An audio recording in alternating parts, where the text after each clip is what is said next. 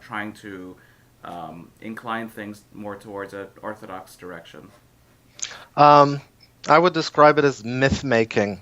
Okay. Warith Din Muhammad, with all due respect, I mean, he was a great man, and he did great things.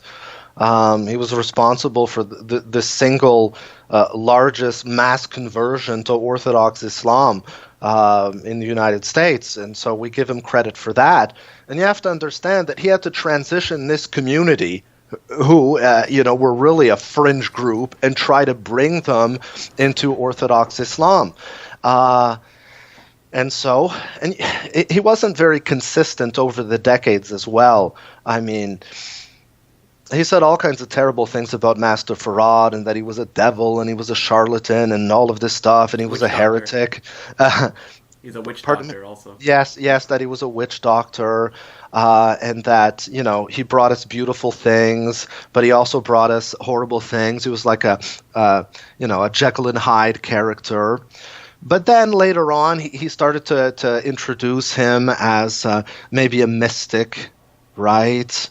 And that he didn't mean these things literally. So if you study all of his statements over the decades, you will find that, things evolved. That's true. And a lot of this had to do with the rivalry with the Nation of Islam. I mean, at one point, he claimed that this Abdullah Muhammad character was actually Farad. Again, what he was trying to do was to discredit the claim. See, at that point, Farrakhan had reconstituted the Nation of Islam, and he claimed that he was going back to the original teachers of Master Farad. And so So Warith Din Muhammad comes out and says, oh yeah? Well, here he is. He's actually still alive, and he's an Orthodox Muslim, and he repents for the things that he taught in the 30s, but he had good intentions. He wanted to reform African Americans and build them up and so on, instill a sense of pride. But now he's my follower, right? Yes, but I was in touch with his family. They debunk all of those claims that he was Master Farad Muhammad. During that period of time in the early 1930s, he was actually in Fiji. He was the head of the Muslim community there. He founded a mosque. He founded schools.